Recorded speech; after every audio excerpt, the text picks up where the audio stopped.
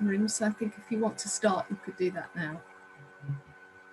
Hello, everybody, and welcome to our tiny talk for this evening, Edible Eynsham, as you can see from the banner. My name's Angie Titchen, and I really want to welcome you, of course, and to say a little something about the Nature Recovery Network, as some of you may not have attended these talks before or know very much about us. The network was launched in January of last year, 2020, just before lockdown.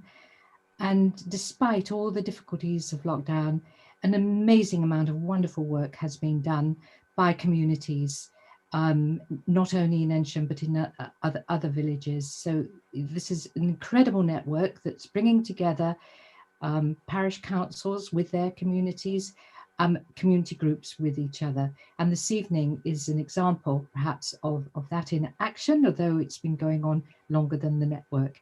It's I'm going to introduce you to Sue Rakes. Would you wave, Sue? And Sue, many of you know Sue. She is a very well-known character and person in Eynsham. She's one of the founder members of Green Tea, the Transition Eynsham area group, and also founder member of the PISO Community Orchard.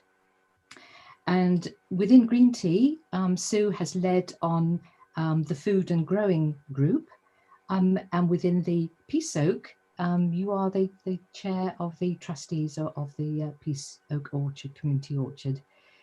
So thank you, Sue. So I'm not going to say any more now.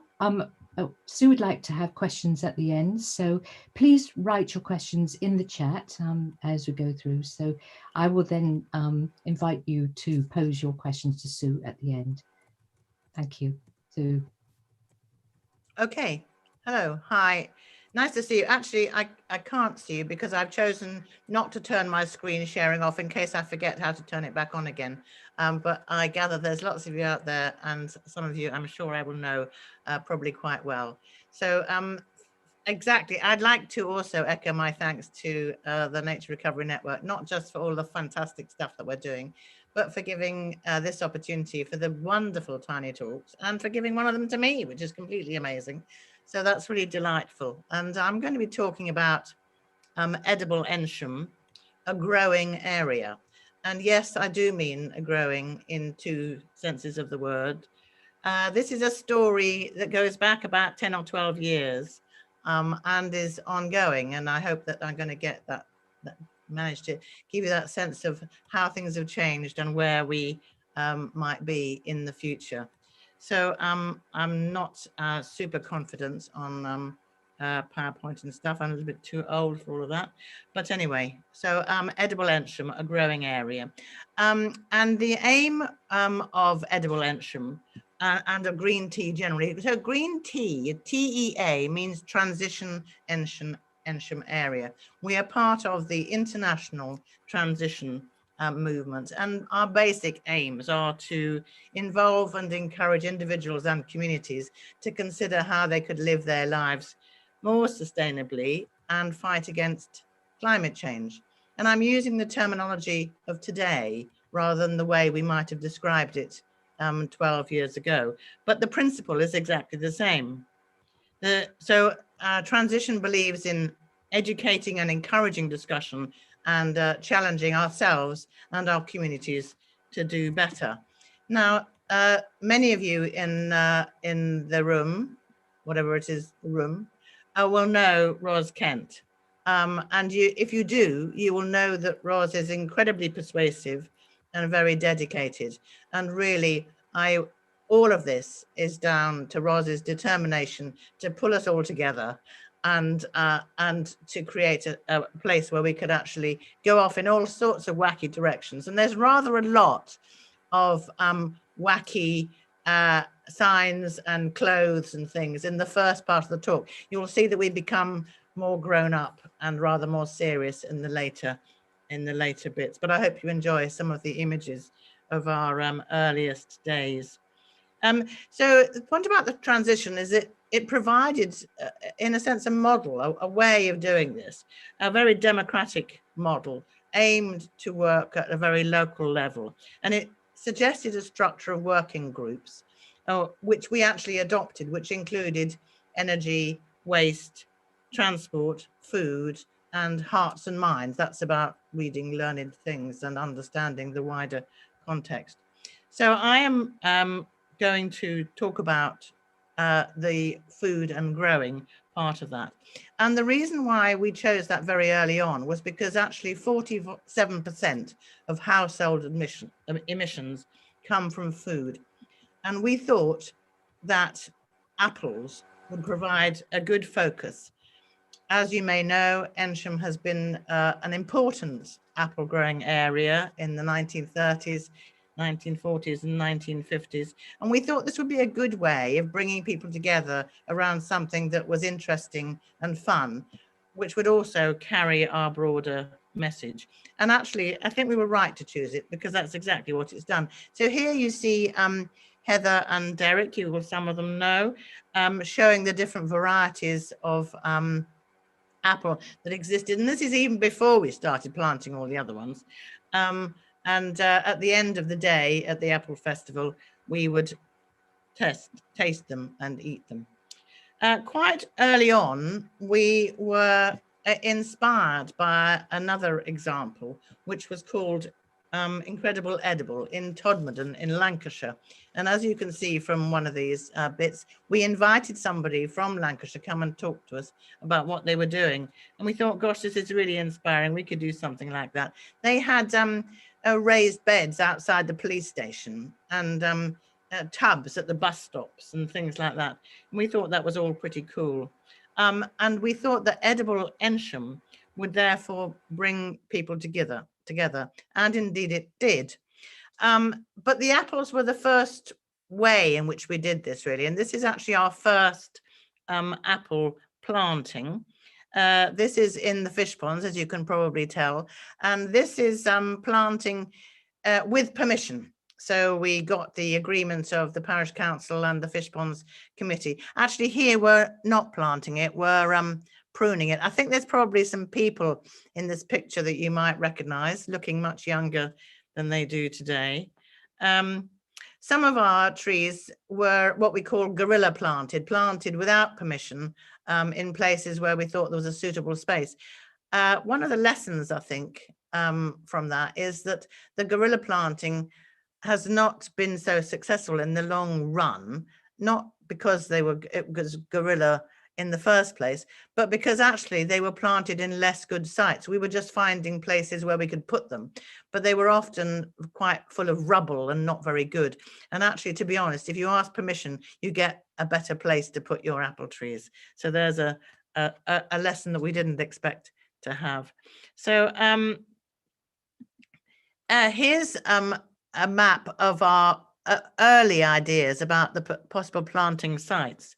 And what I want to point out here is that they are on the whole around the edge of the village, because what we were trying to do was to plant the trees in places where people would naturally go past them as they were walking out from the village. So they are all on either footpaths or bridleways. So they're all on land where you have the right to be, so you can admire them and also you can pick the apples. Later on, we started planting in the new housing areas such as Dove House Close, Hazeldean, and now Thornbury Green, and I'll come on to that in a minute. So here we are. These are the Eynsham varieties, and there are some lovely, lovely names here. I'm sure, I hope you will have already heard of Old Fred and Eynsham Dumpling and Eynsham Challenger and Peggy, who was Old Fred's wife, and Jennifer, who I think was his daughter. So if you just read through this wonderful, many of these varieties are really not known very much outside this area. It was important in those days, but they were gradually disappearing. And as we know, the orchards had gone really before we came in to do this stuff in 2010, 2011. So here we are learning how to graft apple trees. Now, if we're going to try and bring the old varieties back, grafting is a pretty essential skill to have. Actually, I still haven't got it. But here, this is on the my left in the blue jumper is Chris Lanzak, who is the apple guru from Waterperry, and on the other in the sort of pinky brown is Raymond Evans, who some of you will certainly know from his work with the green tea and in the peace oak. So one of our aims was to learn how to graft and plant and prune apple trees in order to bring them back. Now, really, this mantle has now passed to the peace oak, which I'll talk about a bit more later.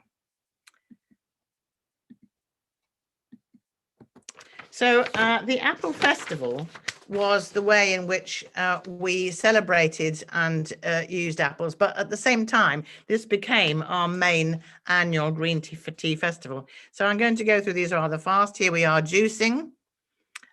This is the apple giveaway, when we would go around the village and encourage other people to bring their spare apples so that we can give them to anybody who wanted them. Very popular aspect of the festival. Here is our cycle smoothie maker.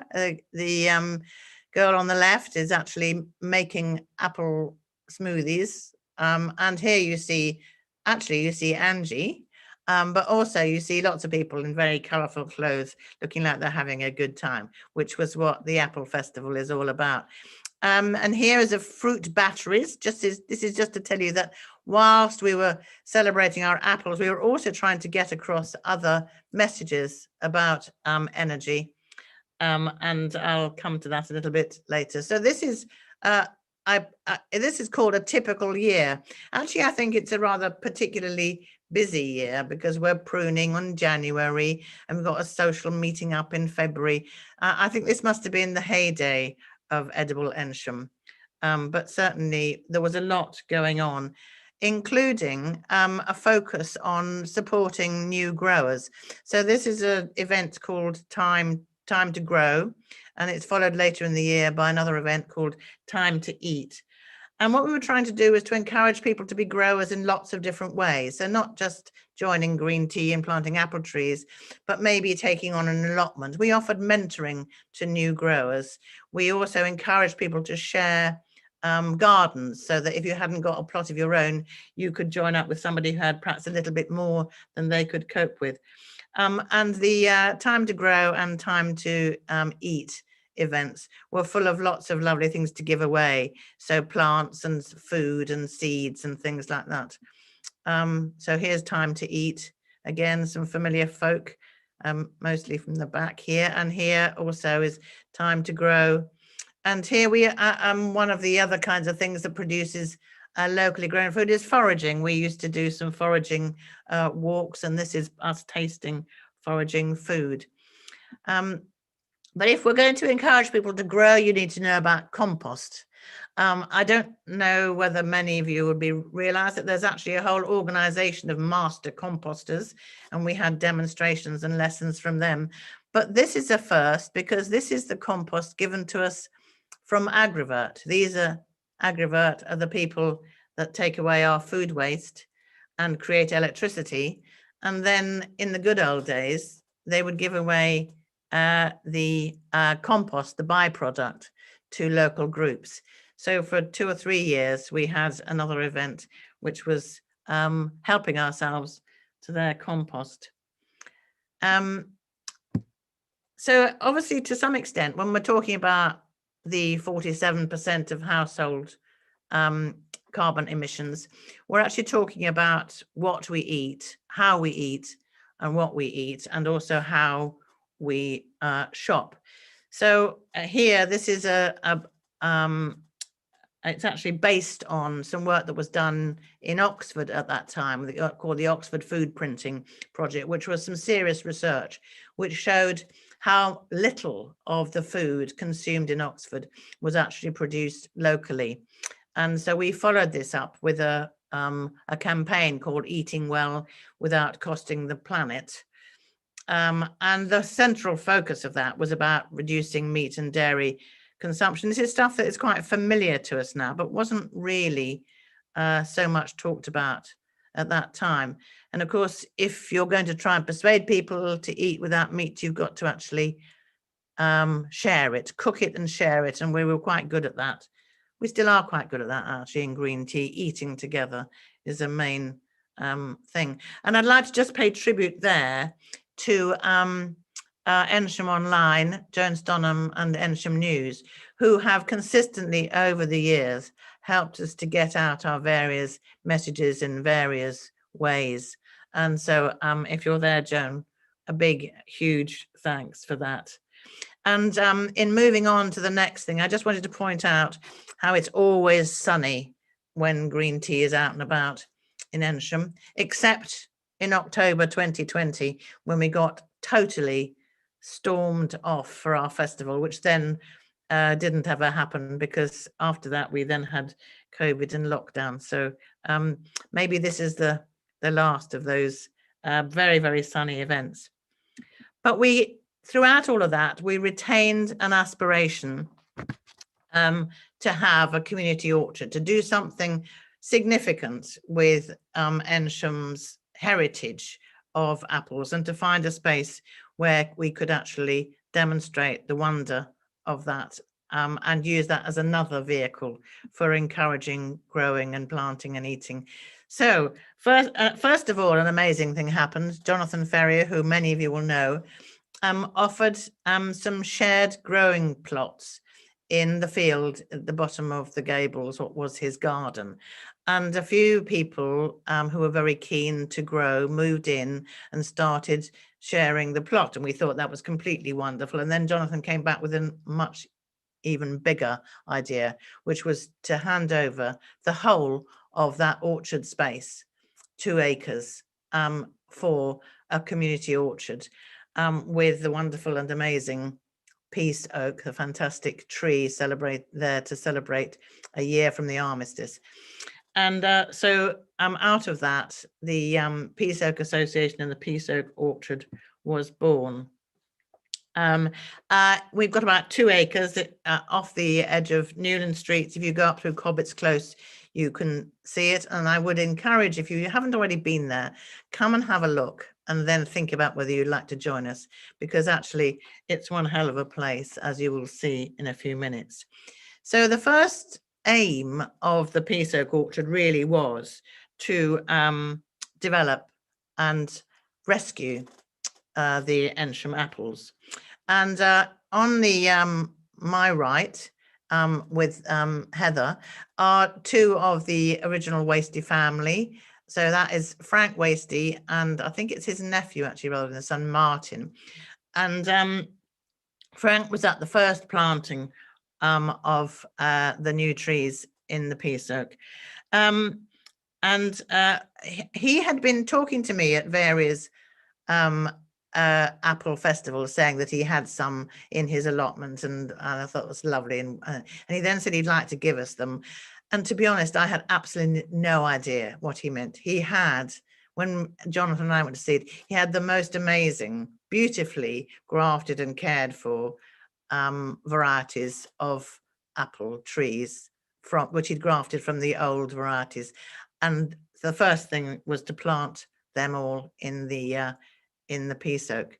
So it's huge thanks to Frank Wasty and to Jonathan, because with their determination, we have actually rescued the Eynsham apples from extinction.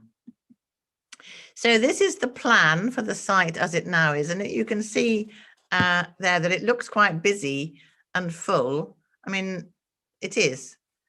We've got a lot there. We've got probably 80 apple trees there now, and we're continuing to graft and plant and find more. I think we have probably about 18 of the maybe 60, 70 Eynsham varieties, but we are still finding more because we go out, so Jonathan particularly goes out and takes cuttings from unknown apple trees around the village, and hopefully when we graft them and they produce apples, we'll know what it was that they actually were. So we're still reckoning to find some more. But on this site also, in addition to lots of apples, is an edible hedge, which is the kind of hedge you might find out in the countryside. It will have damsons and crab apples and blackberries and maybe raspberries and things in it. So it's kind of like a foraging hedge. We've got vines, we've got willow for weaving, we've got a wonderful pond for wildlife and a well for watering. And quite a lot of these things were actually done, even put together in the last year, when we were seriously constrained in how we couldn't have working parties and stuff, but we could actually get on with things in small groups of ones and twos. And actually, despite the fact that we weren't open for our members to come and have the usual parties and fun, a lot of the development of the site continued, and thanks very much. And that work relies very heavily on the people who were the original sharers on the plots. And I just wanted to mention here Jonathan's other project, which he calls the Family Trees Project, which is grafting 3 different varieties of apple onto a single rootstock. So in a small garden, you can have an early apple, a late apple, and a cooker, all from one small tree, which I think is just the most wonderful idea. So this is Cobbett's Close. You can see the new housing at the back, and this is one of many planting events that have happened. And again, I hope you will see some of your friends in these pictures. We're also open for other groups who come and enjoy the site, so that the Scouts and Guides use the sites. We also now have people coming for a willow working and green woodworking. This is Farmability, which is a project for young adults with learning disabilities. Unfortunately, they haven't been for over 12 months now, but it is actually a lovely link we have, because they can come with their staff and volunteers from the Peace Oak.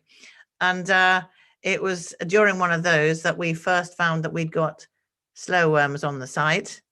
And as a result of that, we probably shouldn't have picked that up, I now know. But as a result of that, we participated in the Nature Recovery Reptile Survey. So here we are. This is the wassailing event. This is a really grand occasion. It happens in January. And as you can see, the Morris are quite keen on this. It involves pagan rituals and cider and music. So that's why, obviously, we are great friends with the Morris for this one. The point about the wassailing is that you scare away with lots of noise the bad spirits, the spirits that are going to create a bad harvest, and you invite with cider and beautiful singing and bread soaked in the cider. You entice the good spirits to come to give you a good harvest. So I'm now going to move on to what we've been doing since then. So I think we've highlighted a number of different stages of what Green Tea has been doing. But in the middle of all of that, we actually, Green Tea did some fairly serious work around reducing our energy, both as a community and as individuals, focusing on insulation, energy saving, solar panels and stuff like that. But in the last 2 or 3 years, I think we have gone back to some of our ideas about a growing community in the work that we've done on the garden village. And here, I hope you can see some examples on the Grosvenor plans, which reinforce what we've always said about lots of growing spaces, space for greenery, and bringing growing right into the center of the community, not allotments as well. But hopefully we have actually, in the last few years, we've had fewer wacky clothes and more focus groups, discussions, plans, and lobbying. So where we go from here, I think, is that we hopefully have created a sustainable change in in philosophy around the way that developments happen in Eynsham, and we're still planting. And in fact, our next planting is in Thornbury Green in May. So thank you very much. And I'm happy to take questions, but I might actually pass them on if there are other people who know more than I do. Yes, Sue, that was absolutely brilliant. Thank you. So colourful and rich in such a short space of time. Wonderful. We have some questions. Would people who've asked the questions like to unmute themselves if I call you out and ask your own questions? The first one was from Nikki Chambers. Hello, Nikki. Not so much a question, though. I guess there was a bit of one, but Edible Eynsham, when I saw it on the website when I was looking to move to Eynsham, was one of the big reasons why I came here, because I just thought that's such a cool idea, and what an amazing community that can pull that off. But Sue, you talk about it all very much in kind of the past tense, and I wonder whether it's ripe for being revitalized and put back into the present tense. Well, definitely. I mean, I think actually we are in the work that we're doing with the Garden Village that you're very well aware of. I think we're saying that, let's get it right from the beginning with the new developments.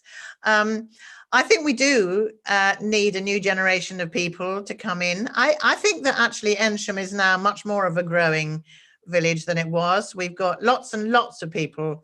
The allotments have thrived. People are sharing spaces and growing things together. I'm not certain that the bits that we thought of, like, sort of raised beds on the street corners, is actually necessary in Eynsham, because to some extent we've got a lot of it happening anyway. But yes, I would dearly love to see people wearing that. I'd love to see Howell wearing his Foos flag. But I think we do need to bring in, and this is a serious question, we need to bring in the next generation of people to take this forward. Yeah. David Knight, would you like to ask your Agravert question? Hi Sue, thank you so much for a super tasty tiny talk. So yeah, the Agravert, I think I went down and got a couple of bags of that. Oh really? So, but I'm just interested why it came to an end. I guess it's because Agravert. I think they just found they stopped offering it. I think that they actually only did it once or twice for a lot of communities. I think we then managed to persuade them that we were so local and it was not really too much bother to drop them off on the third occasion. But after that, they said no. And I don't actually know what they do. I know that they do give the residue to local farmers, but I think that bringing lorry loads to allotments was just, they thought that it was just too much hassle. I'm sorry about that. Do you think there's a space for community composting to be revived? Well, actually, that is interesting because that gets raised every now and again. And there is somebody that I know. I don't know whether Laura is here in the audience. It'd be nice if she were. But she contacted me a little while ago about doing something communal on the spare bit near the gates of the allotment, because there is space there. So, yes, it would be lovely to do some more about composting. Thank you. Thank you. Dan, your wild food question. Yeah, thanks very much. Thanks, Sue. It's very interesting. My question really is really, I quite often see people buying apples during the apple season, particularly buying hobbled New Zealandy things that are tasteless. And people could just wander around the village and pick their own from all the apple trees that are out. So I wondered, my question really is how we can encourage people not to be scared of, in inverted commas, wild food. I think that, I mean, there's absolutely no reason to be scared of apples. I suppose, I mean, I think it's a kind of quite a big philosophical question, actually. I think people don't think they have the right to pick things, even in nature. I mean, maybe we should do more to put something saying help yourself. But the reality is that mostly that's not entirely true. I mean, a lot of the apples do get picked, but, and if they aren't picked by the time we have the festival, we go and pick them and bring them and give them away. But I think that people don't naturally think that it's okay to pick stuff. In relation to foraged food, I think it is actually also about fear. I mean, we are told about, you know, dreadful chemicals poured onto verges, you know, mushrooms and fungi that are poisonous. I think we have to actually be, I would love to encourage more foraging, but I'm not a proper forager myself, but I can tell you how you can identify a serious forager, and that's because they're not going to tell you where the things are. Okay, thanks, Dan. Charlotte, you have a question about getting permission to plant trees around the village. Just go for it. Charlotte? Yeah, exactly. Just go.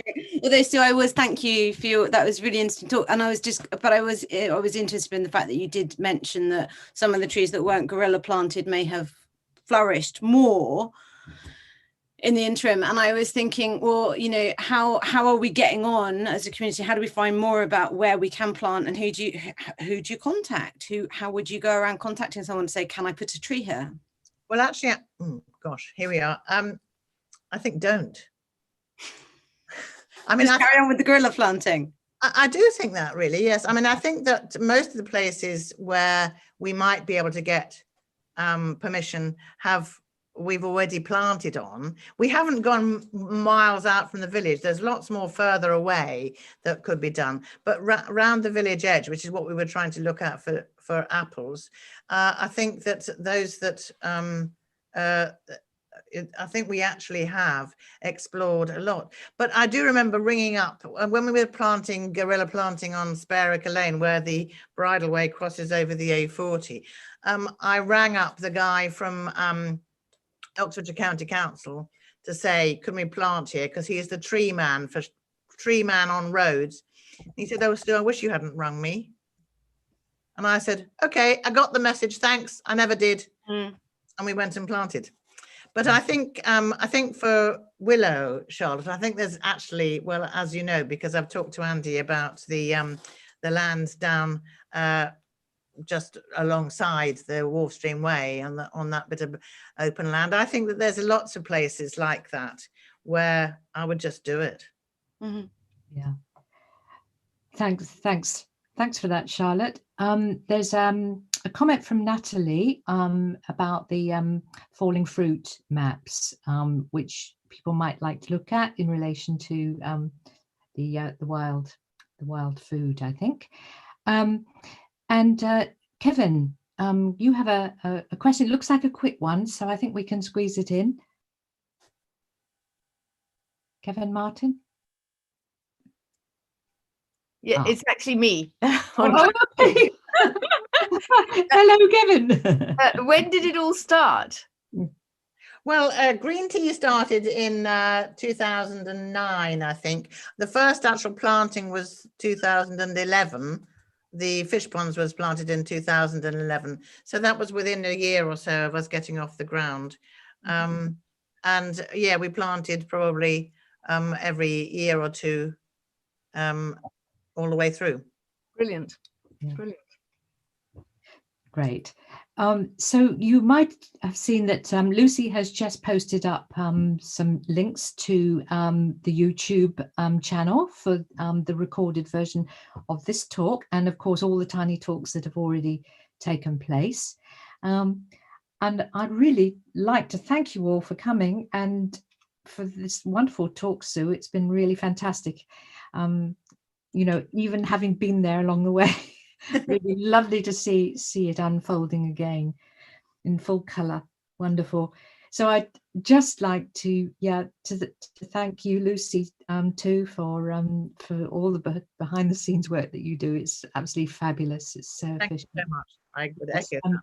And to Kevin, to Katrina as well, for enabling this wonderful network to start to flourish. It's fantastic.